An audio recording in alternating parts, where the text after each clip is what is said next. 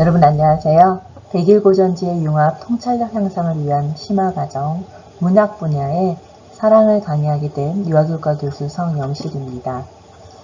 먼저 여러분은 춘원 이강수의 소설 사랑이라는 제목을 들었을 때 어떤 생각이 드셨나요? 아마 여러분은 사랑이라는 말을 정말 많이 들어보셨을 거라는 생각이 듭니다.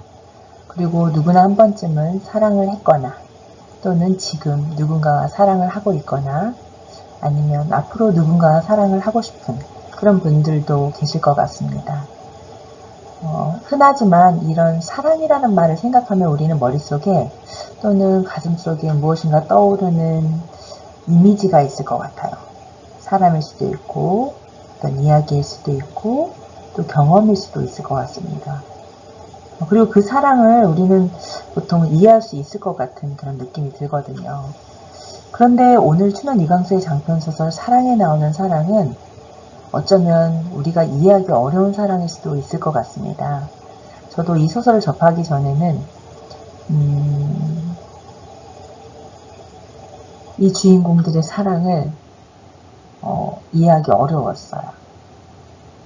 그런데 이 강의에서 제가 이제 사랑을 읽으면서 참 인간의 사랑이 참 위대하구나 라는 생각을 하게 되었어요.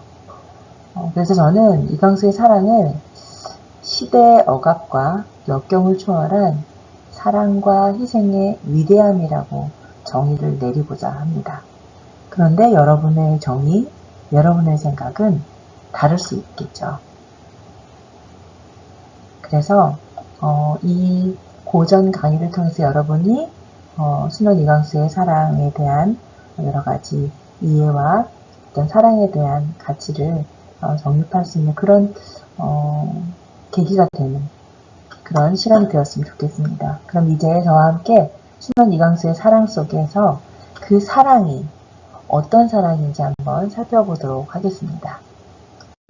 오늘 고전 강의의 목차는 다음과 같습니다. 먼저 수업 목표를 살펴보고요. 다음으로 이 책의 저자인 춘원 이강수의 생애와 문학적인 배경에 대해서 살펴보도록 하겠습니다. 그리고 이 장편소설이기 때문에 이 사랑 작품의 주요 등장인물과 줄거리를 소개해드리려고 해요. 그리고 나서 우리가 이 사랑을 어떻게 읽어갈 수 있을까 좀 사랑을 여러분들이 읽어가는데 필요한 여러 가지 정보들을 함께 제공해 드릴 거고요.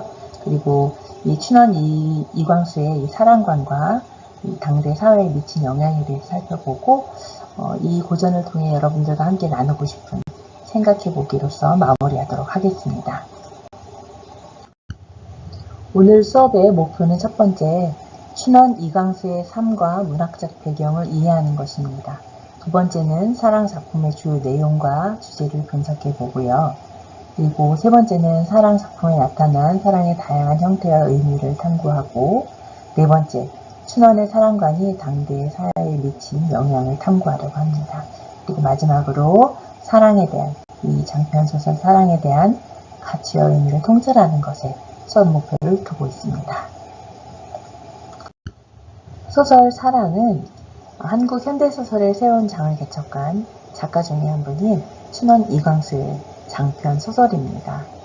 1892년에 태어나서 1950년에 생을 마감했죠. 일제강점기의 시인이자 소설가이자 언론인인데요. 그래서 이 사랑은 1920년대 일제강점기 한국 사회를 배경으로 한 작품이에요. 그리고 인간의 감정과 사회적 사이의 갈등을 심들게 다루고 있는 소설입니다. 이 소설은 이광수의 어떤 문학적 역량을 잘 보여주는 대표작 중에 하나인데요. 이광수의 대표적인 주제인 사랑, 희생, 사회적인 갈등 등을 다루고 있습니다. 사랑은 이광수가 광복 전 1938년 수양 동호회 사건으로 옥고를 치르다가 병으로 인해서 보석으로 출감을 하게 돼요. 그 후에 자문박 산장에서 아픈 병든 몸을 다스리면서 창작한 장편 소설입니다. 이 사랑은 종교적인 경에 굉장히 짙게 나타난 그런 작품으로 해석되고 있는데요. 이광수는 1930년대 국내외 정세의 불안의식을 어떤 형이상학적인 정신지상주의로 승화시키고자 노력한 문인이라고 볼 수가 있습니다. 사실 이 소설을 쓸 때 이광수는 병원에 입원 중이었다고 합니다. 그래서 글을 쓸 기력도 없어서 대피를 시켰다고 합니다. 서사의 기본 틀은 애정의 삼각구도지만 정신적인 사랑을 강조하고 종교적인 사상을 강하게 반영한 작품이라고 볼 수가 있습니다. 1938년에는 사랑 상권, 그리고 39년에는 학원이 간행되었고요. 1950년에는 방문출판사에서 상학원이 재판되었다고 합니다. 이광수는 사랑을 집필하기 전부터 법화경, 한글 번역을 시작했고요. 그로 인해서 이광수의 작품, 특히 이 사랑에서는 불교적인 사상이 많이 연관되어 있다고 평가되고 있습니다. 이렇게 사랑의 배경적인 특징은 기독교적인 애정관 사랑에서 불교 사상적인 배경으로 그의 정신적, 사상적인 내용이 전체를 형성하고 있음을 많은 서평을 통해 우리가 알 수 있습니다. 여기 보시면 이게 학원 사진이 나와 있네요. 그죠? 네, 그림 되게 오래된 빛바랜 모습이지만 또 특별한 느낌이 느껴지는데요. 우리가 지금과는 굉장히 다른 사회적 문화적인 배경에서 씌어진 이 사랑을 통해서 조금 사랑에 대한 다양한 관점, 가치를 한번 형성할 수 있을 것 같다는 생각이 듭니다. 이광수는 최남선, 홍명희와 더불어서 조선의 3대 천재 문인으로 대표되는 작가입니다. 우리나라 근대문학 발전에 공을 많이 세운 문학가이죠. 한때 28 독립선언서를 쓰면서 독립운동에 참여하기도 했는데요. 이후에는 시민행동에 앞장서게 됩니다. 최남선이 부유한 환경에서 가족의 사랑과 보살핌을 받으면서 성장한 데 비해서 이광수는 굉장히 어려운 집안의 장남으로 태어나서 어린 나이에 스스로 생계를 책임지면서 어렵게 생활을 했다고 합니다. 그런데 불우한 환경 속에서도 이광수는 명민한 머리와 정말 부단한 노력으로 한국 문학의 선구자, 민족의 지도자라는 칭을 받게도 되었는데요. 그렇지만 이광수는 동시에 친일파라는 평가로부터 자유롭지 못한 것이 사실입니다. 이광수는 사랑을 집필하기 전에 1937년부터 조선총독부로부터 친일 정책에 동참하라는 종용을 많이 받았고요. 그다음에 작품 탈고 후에 1940년에는 친일 단체인 조선문인회 회장이 되었다가 탈퇴하기도 했고, 해방이 되면서는 친일파 비난이 쏟아지자 양주에 있는 봉선사에 들어가서 수도 생활을 했다고 합니다. 오늘은 그저 문인 이광수의 문학작품인 사랑에 초점을 맞춰서 여러분께 소개를 해드리려고 합니다. 신원 이광수는 이상주의적인 애정관을 가진 문인이었습니다. 이광수의 이상주의적 애정관은 1935년 유정에서 비롯되었는데 지금 여러분께 소개해드린 이 소설 사랑에서 이상주의적인 애정관, 그 사랑을 완성했다고 볼 수가 있습니다. 저도 이 사랑 소설을 보면서 이상주의적이다. 인간으로서 이런 사랑을 할 수 있을까? 라는 정말 되뇌이고 되뇌이는 그런 생각이 떠나질 않았습니다. 그래서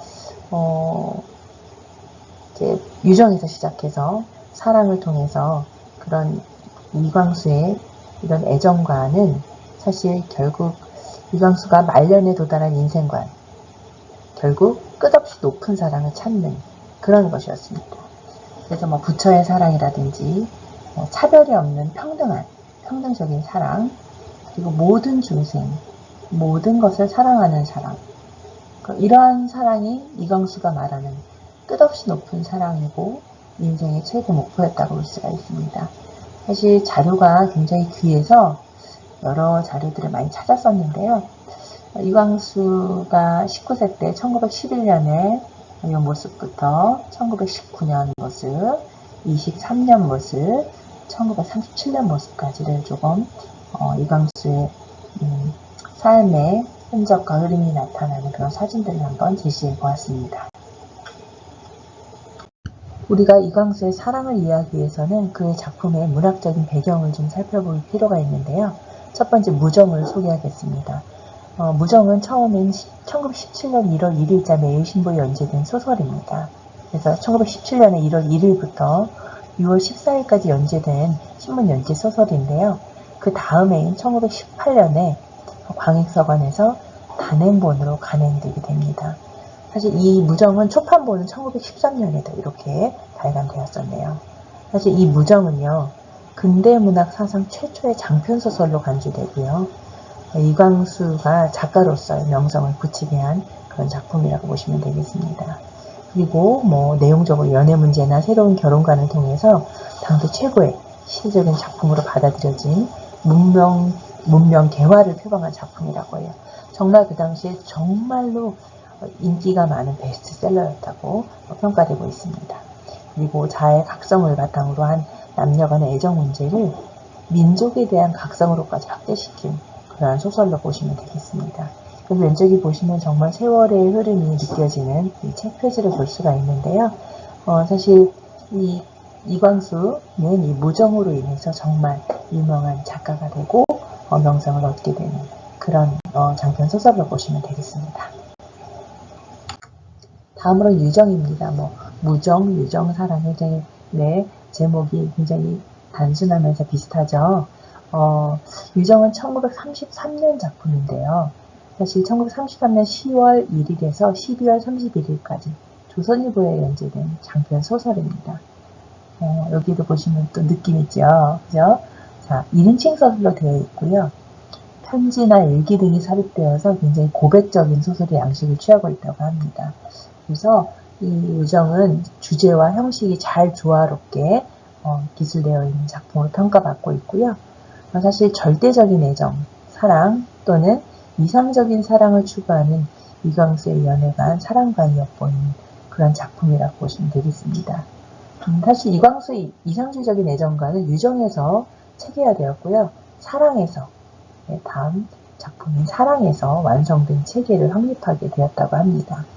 1933년의 유정에서의 기독교적인 애정관은 사실 39년의 사랑 소설에서 불교적인 것으로 변모해가고 있다는 것을 우리가 발견할 수 있으면서 그것이 주목할 만한 사실로 볼 수가 있겠는데요. 사실 이광수가 봉건주의에 반항하는 혁명화로 등장했던 어떤 초기에는 도덕적인 것과 함께 종교적인 것에 대해서 비판을 하거나 부정적인 태도를 보였었습니다.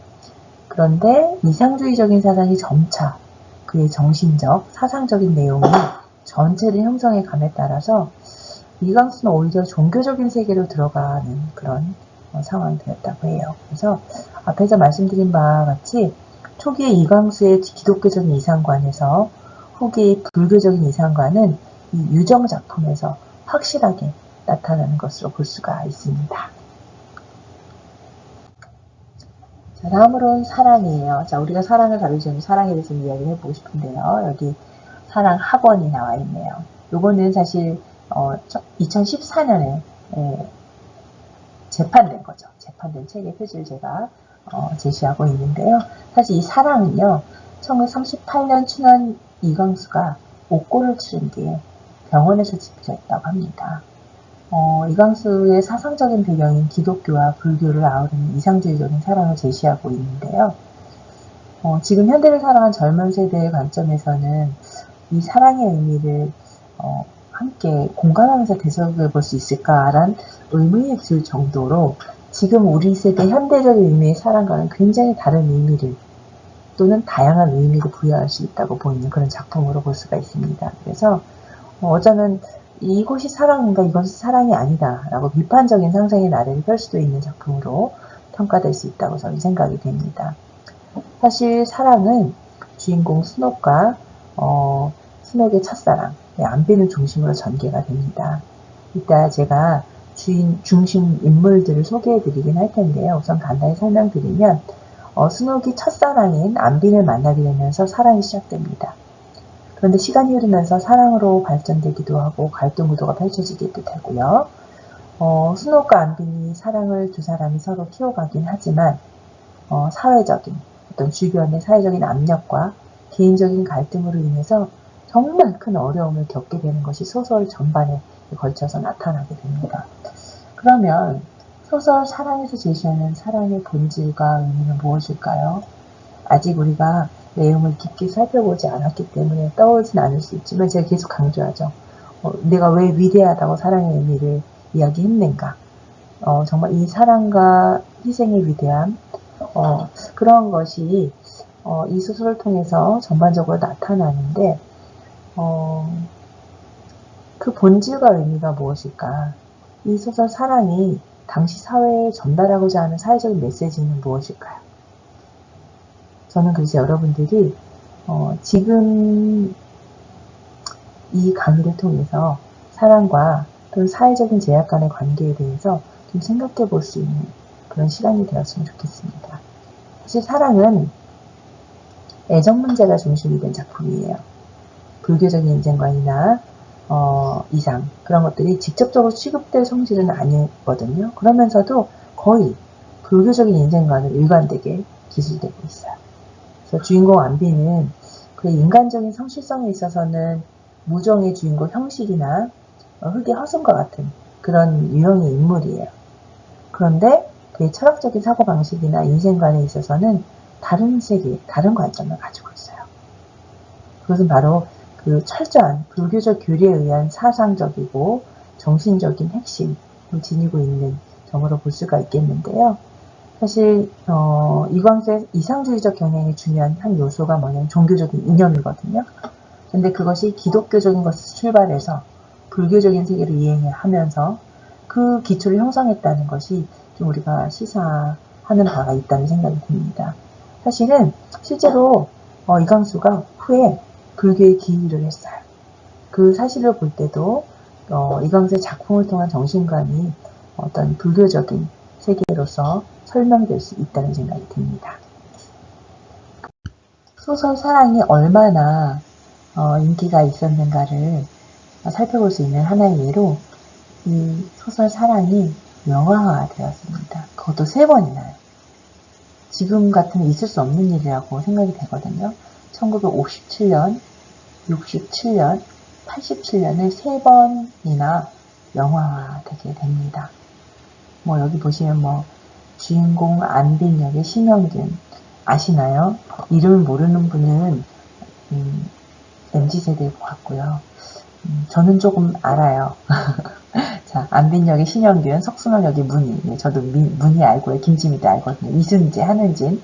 유명한, 지금은 굉장히 시니어, 배우이신데, 이때는 이제 젊은 사랑 영화의 주인공이 될 수 있는 그런 시기였던 거죠.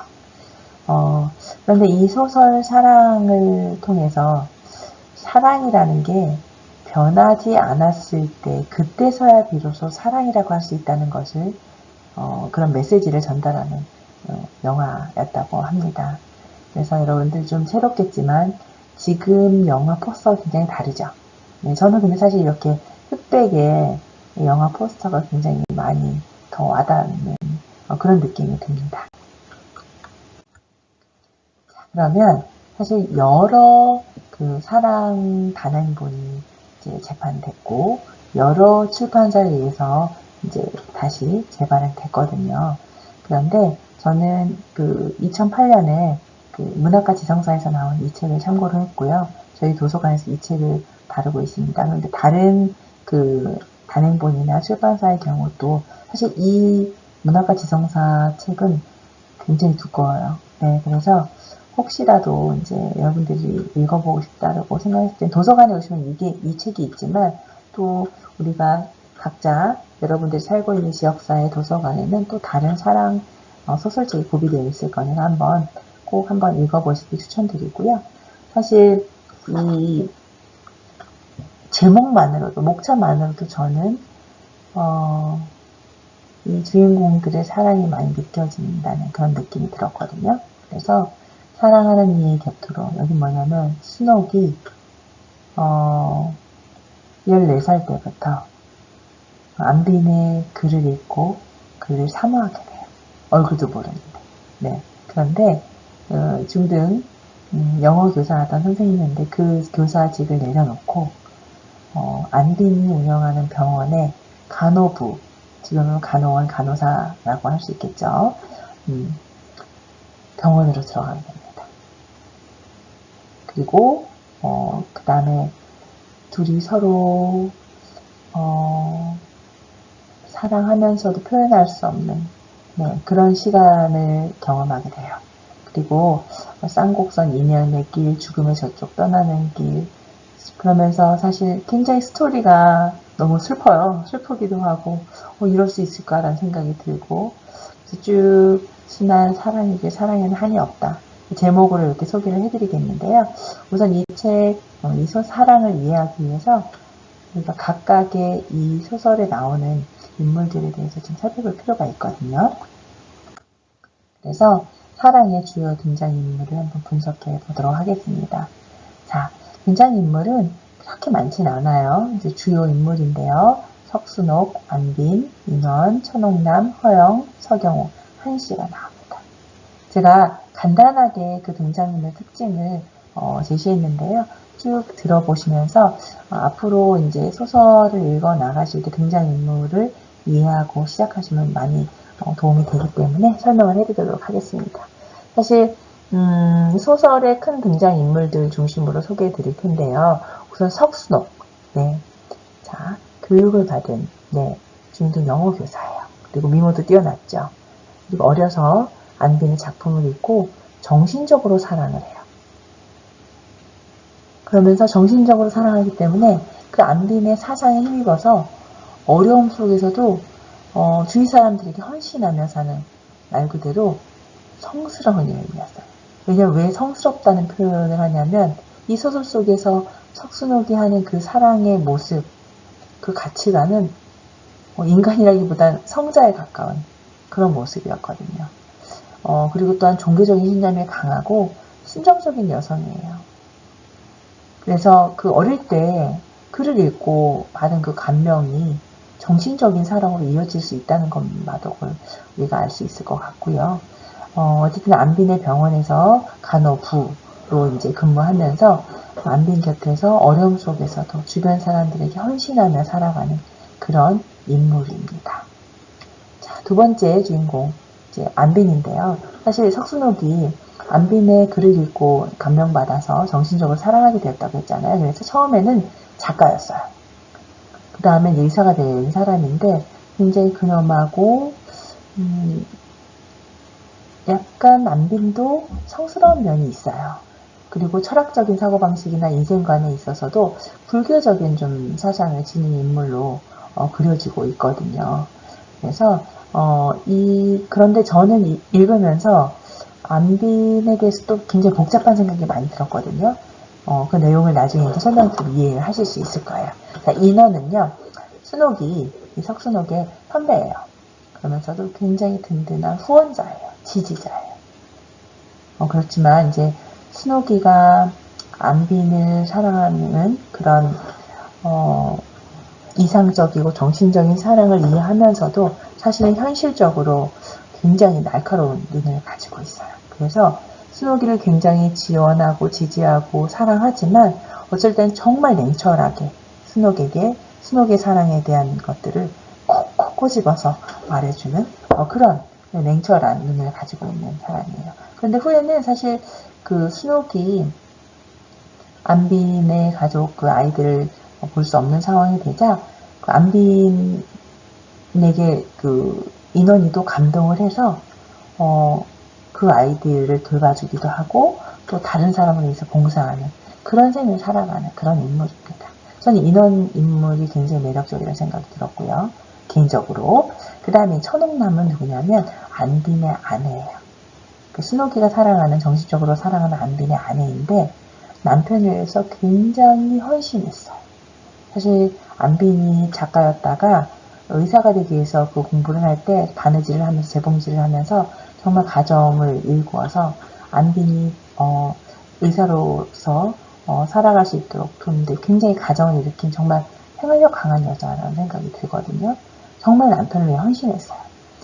그런데 이것이 특별한 것이 아니라 저는 이 옥남이 굉장히 자신의 감정, 생각을 억누르고 이성적인 판단을 하는 거예요. 옥남도 굉장히 매력적인 인물이에요. 자, 그런데 좀 안타깝게도 폐렴에 걸려서 일찍 생을 마감하게 됩니다. 자, 여기에서 이름 허영이 나오는데 저는 이름도 정말 잘 지은 것 같아요.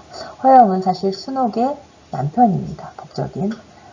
정신적으로 안빈을 사랑했지만 실제적인 남편은 허영이에요. 근데 시인이거든요. 그런데 순옥의 남편이긴 한데 마음이 굉장히 여려서 왔다 갔다 하기도 하고요. 굉장히 이기적이에요. 그래서 그런가 술과 뭐 여자의 방탕한 생활을 많이 하면서 주인공 순옥에게 굉장히 경제적이고 현실적인 측면에서 고통을 주는 그런 인물로 그려집니다. 사실 이 소설 통해서 허영을 볼 때 너무 안타까웠어요. 순옥이가. 저는 그런 마음이 들었고요. 자, 석영옥은요. 순옥의 오빠입니다. 의사이기도 하고요. 과학을 이제 열심히 공부하는 탐구하는 사람이시죠. 사실 순옥이가 정신적인 이상적인 사랑을 했다면 영옥이 순옥이 오빠는 현실을 정확하게 판단하면서 또 사실은 누이 순옥을 굉장히 지원하는 그런 인물로 소설에서 그려지고 있습니다. 마지막으로 한 시인데요. 아까 순옥의 남편 한때 그렇죠. 남편이었던 허영의 어머니입니다. 그 허영이 외아들인데요. 허영에 대한 지나치고 너무 절대적인 사랑을 인해서 판단을 정확하게 하지 못하는 그런 어머니이죠. 그러다 보니까 가치 판단의 기준이 현실적인 어떤 도움이 되면 양심과 상관없이 변화되는 그런 인물로 그려지고 있습니다.